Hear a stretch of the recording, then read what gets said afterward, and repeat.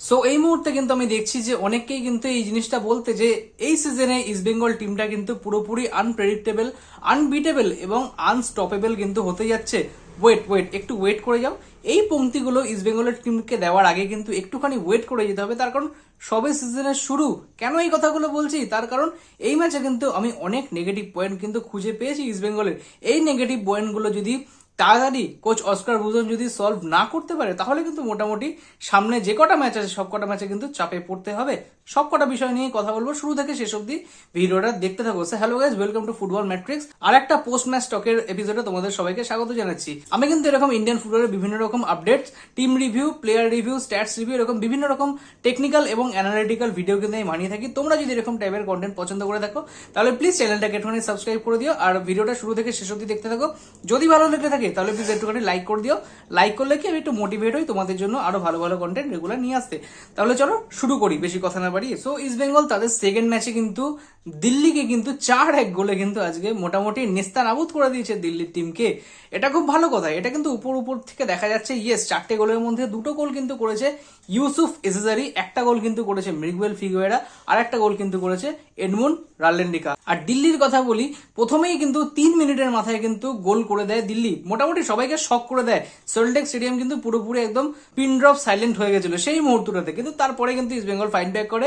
7 নম্বর মিনিটে কিন্তু east Bengal fight back করে এডমুন্ডের একটা ভলি দিয়ে কিন্তু, আর বিশাল যাদবের কিন্তু একটা মিস্টেক দিয়ে কিন্তু ইস্ট বেঙ্গল প্রথম গোলটা পেয়ে যায়। সেকেন্ড গোল কিন্তু 12 নম্বর মিনিটে পেনাল্টি থেকে সেই এডমুন্ড রাল্লেন্ডিকাই কিন্তু আর্ন করে পেনাল্টিটা, সেটা কিন্তু কনভার্ট করে ইউসুফ এসেজারি।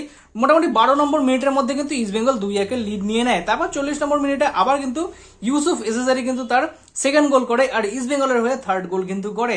আর একদম লাস্ট মিনিটে, মোটামুটি 94 নম্বর মিনিটে, মানে একদম ইঞ্জুরি টাইমের লাস্ট মুহূর্তে কিন্তু মিগুয়েল ফিগুয়েরার কিন্তু একটা দুর্দান্ত কিন্তু শট। এই কিন্তু হচ্ছে তাহলে 4-1 যে স্কোর লাইনটা হচ্ছে, সেই স্কোর লাইনের কিন্তু স্টোরি। এবার ম্যাচের মধ্যে ঢুকি। ম্যাচের মধ্যে কোথায় পজিটিভ পয়েন্ট দেখতে পেলাম, কোথায় নেগেটিভ পয়েন্ট দেখতে পেলাম। প্রথমে একটুখানি পজিটিভ পয়েন্ট নিয়ে কথা বলি। অবশ্যই ইস্ট বেঙ্গল জিতেছে, ভালো খেলেছে। পজিটিভ পয়েন্ট নিয়ে আগে কথা বলি, সেটা হচ্ছে এডমুন্ড রাল্লেন্ডিকা। এডমুন্ড কিন্তু মোটামুটি আগের সিজন থেকেই একেবারে জানান দিয়ে এসছে, বা তার খেলা দেখেও কিন্তু বোঝা গেছে যে কিরকম লেভেলের প্লেয়ার এডমুন্ড রাল্লেন্ডিকা। সেটা কিন্তু এই সিজনের শুরু থেকেও কিন্তু ইস্ট বেঙ্গল যখন সাইন করে, তখন কিন্তু কিছু কিছু গেম টাইম কিন্তু অস্কার ব্রুজন তাকে দেয়, কিন্তু ফুললি কিন্তু 90 মিনিটস খেলায় না তাকে। কারণ অনেকেরই কিন্তু মনে প্রশ্ন আসে যে তাহলে এডমুন্ডকে কেন খেলানো হচ্ছে না। ওয়েল, তো আজকে কিন্তু সেটা জাস্টিফাইড করলো এডমুন্ড।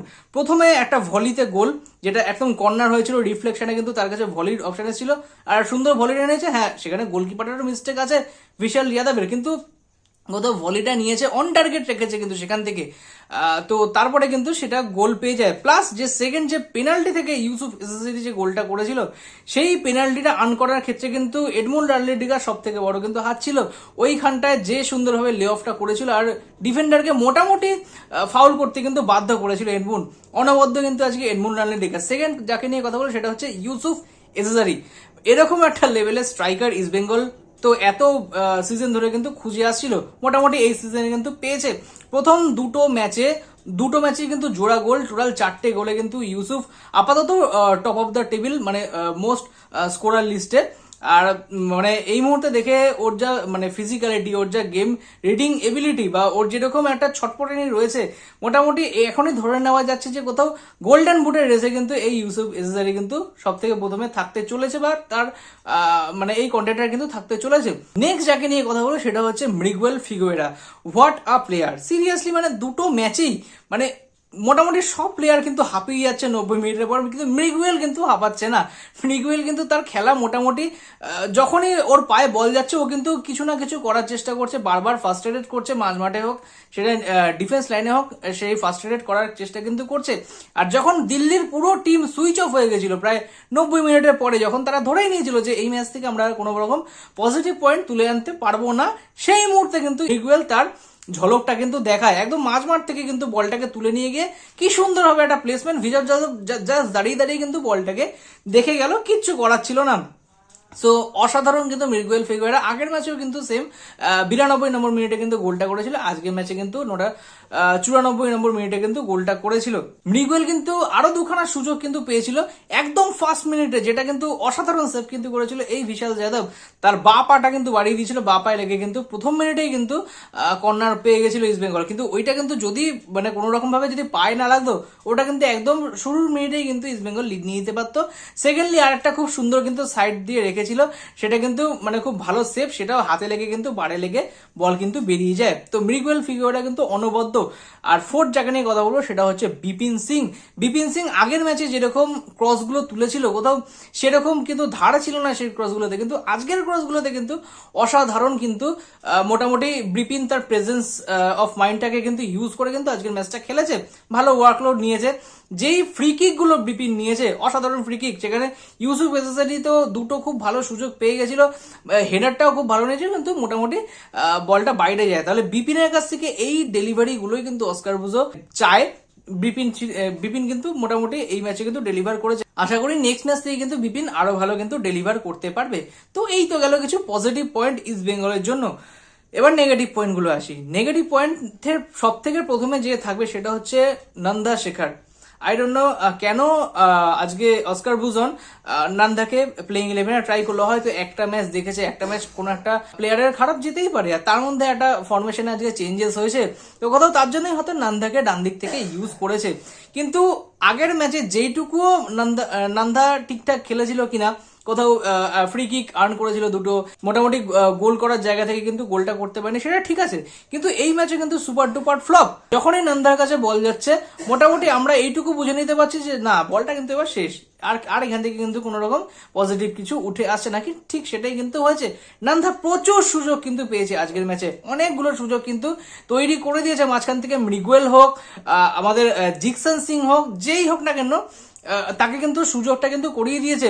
একটা সুবর্ণ সুযোগ কিন্তু তার সাবস্টিটিউশনের আগেই কিন্তু সে পেয়েছিল, কিন্তু বলটাকে একদম পুরো বারের উপর থেকে মারে।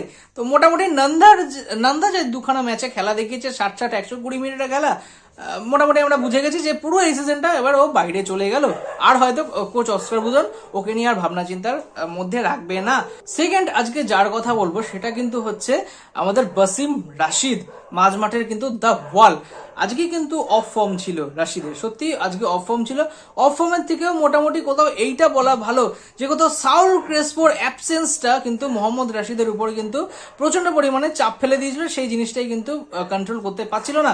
ইস্ট বেঙ্গল যেরকম মাঝমাঠ কন্ট্রোল করে, সাউল ক্রেসপো আর মোহাম্মদ রাশিদ এই দুজনে মিলে, প্লাস সামনের দিকে কিন্তু মিগুয়েল ফিগুয়েরা, সেই ট্রাইওটা যখন আজকে মিসিং ছিল কমপ্লিটলি, কিন্তু একদম একা দেখা গেল আজকে কিন্তু মোহাম্মদ রাশিদ কিন্তু সেই জায়গাটা ফ্লাম্বেল করলো। আজকে কিন্তু সেইভাবে কিন্তু গেমে একদমই আসতে পারেনি রাশিদ, মাঝমাঠ থেকে কিন্তু সেরকম কোনোভাবেই কিন্তু খেলা তৈরি করে দিতে পারেনি আজকে মোহাম্মদ রাশিদ। তো কোথাও সাউল ক্রেসপোর অ্যাবসেন্সটা কিন্তু খুব বাজেভাবে কিন্তু হিট করেছে আজকে ইস্ট বেঙ্গল খুব লাকি যে এই ম্যাচটা দিল্লির এগেনস্টে ছিল। এই ম্যাচটাই যদি আজকে বেঙ্গালুরু এফসি গোয়া বা মুম্বাই সিটিএফসি বা আর্চ রাইভাল মোহনবাগানের এগেনস্টে হতো, তাহলে কিন্তু মোটামুটি আজকে কিন্তু গুড়িয়ে দিয়ে চলে যেত ইস্ট বেঙ্গলের এই টিমটাকে, কারণ যেইভাবে ডিফেন্স আজকে ফ্লাম্বেল করেছে। থার্ড যার কথা বললো সেটা হচ্ছে জয়গুপ্তা তাও অনেক জায়গায় কিন্তু মোটামুটি জায়গা নেওয়ার চেষ্টা করেছে, ভালো কিন্তু ওভারল্যাপে উঠে গেছিল, কিন্তু কোথাও জয়গুপ্তার যে কয়েকটা ফ্লাম্বেল কিন্তু আজকে কিন্তু মোটামুটি চাপে ফেলে দিয়েছিল। ইভেন আমি যখন বলবো যে দিল্লির প্রথম গোলটার পিছনেও কিন্তু জয়গুপ্তার হাত রয়েছে, কারণ ওখানে যেইভাবে বলটা নিয়ে বেরিয়েছিল, জয়গুপ্তাকে মোটামুটি ফেলে দিয়ে ওখানে বেরিয়ে গেছিল। যখনই জয়গুপ্তা পড়ে গেল, তার মানে পুরো গোলমুখ কিন্তু ওপেন ছিল, সেই জায়গায় কিন্তু খুব সুন্দর ফিনিশ করে দিয়ে বেরিয়ে গেছে। সেকেন্ডলি যার কথা বলবো সেটা কিন্তু হচ্ছে জিকসন সিং। মোটামুটি আজকে কিন্তু ম্যাচে খুঁজে পাওয়া যায়নি জিকসনকে, সিরিয়াসলি বলছি, একদম ম্যাচে কিন্তু খুঁজে পাওয়া যায়নি জিকসনকে। আমি একবারের জন্য ওর পায়ে বল দেখলাম না, বা জিকসনের কাছ থেকে খুব ভালো একটা পাস যে আমরা দেখতে পাবো, বা কোনো 1-2 এরকম দেখতে পাচ্ছি, আমরা কিন্তু জিকসনের খেলা একদমই দেখতে পাইনি। আমি জানি না, কমপ্লিটলি অফ ফর্ম ছিল জিকসন সিং আজকের ম্যাচে, আমি কিন্তু দেখতেই পাইনি, সিরিয়াসলি বলছি। আজকের ম্যাচে কিন্তু বোঝা গেল যে কোথাও এই মোহাম্মদ রাকিব বা আমাদের নাওরেম মাহেশ সিং বা কোথাও সাউল ক্রেস কোনো একটা ম্যাচে যদি অ্যাবসেন্ট থাকে, তাহলে ইস্ট বেঙ্গলের অবস্থাটা কি হতে চলেছে ডান দিক থেকে কিন্তু যখনই অ্যাটাক উঠে আসছিল, বিশেষ করে আইম্যান যখন উঠে আসছিল, মনোজ মোহাম্মদ যখন উঠে আসছিল, কমপ্লিটলি কিন্তু তাদের ধরার মতন কোনো প্লেয়ার ছিল না। সেই জায়গায় যদি রাকিব থাকতো, রাকিব কিন্তু যথেষ্ট ভালোভাবে কিন্তু সেই জায়গাটা নিতে পারতো।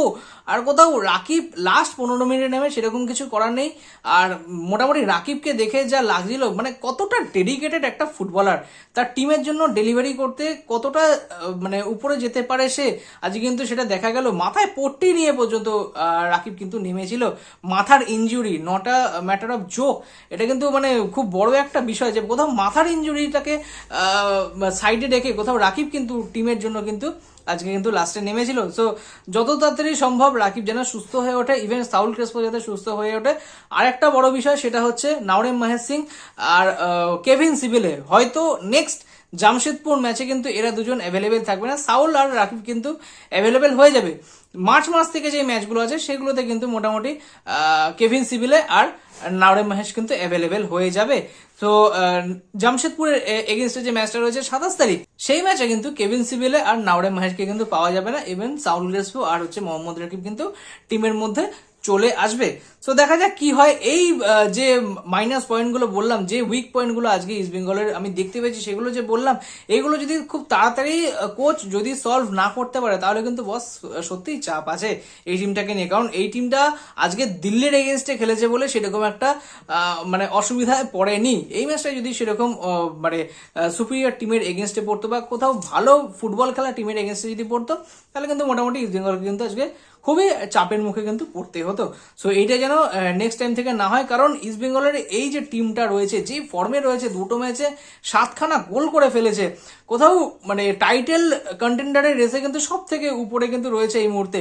এই জায়গা থেকে যদি ইস্ট বেঙ্গল এরকম সিলি মিস্টেকে যদি কোনো একটা ম্যাচ স্লিপ করে ফেলে, তাহলে কিন্তু আর সেই জায়গাটা কিন্তু ধরে রাখতে পারবে না। কোথাও যে কোচ চাইছে যে প্রতিটা ম্যাচ থেকে সে পজিটিভ পয়েন্ট কিছু আর্ন করবে, প্রত্যেকটা প্রেস কনফারেন্সে কিন্তু সে একটা কথাই বলছে যে প্রতিটা ম্যাচ থেকে কিন্তু আমার পজিটিভ পয়েন্ট কিন্তু আমার লাগবে। সেই জিনিসটা কিন্তু আর হয়ে উঠবে না যদি এরকম সিলি মিস্টেক প্রতিটা ম্যাচে এরকম হতে পারে। আশা করি খুব তাড়াতাড়ি এই জিনিসগুলো সলভ করে ফেলবে। তো ব্যাস, আর কিছু বলার নেই, অনেক কিছুই বলে ফেললাম। আশা করি সব জিনিসগুলোই কিন্তু কভার করতে পারলাম। তোমাদের কি মতামত এই ম্যাচটা দেখার পর তোমরা কিন্তু অবশ্যই কমেন্ট সেকশনে জানিও। আর ভিডিওটা এতটা দেখে থাকলে প্লিজ একটুখানি লাইক করে দিও, চ্যানেলে প্রথমবার এসে থাকলে চ্যানেলটাকে একটুখানি সাবস্ক্রাইব করে দিও। তো ভিডিওটা আজকে এখানেই এন্ড করছি, দেখা হবে পরে নতুন ভিডিওতে। ততক্ষণের জন্য শুভরাত্রি অ্যান্ড টাটা।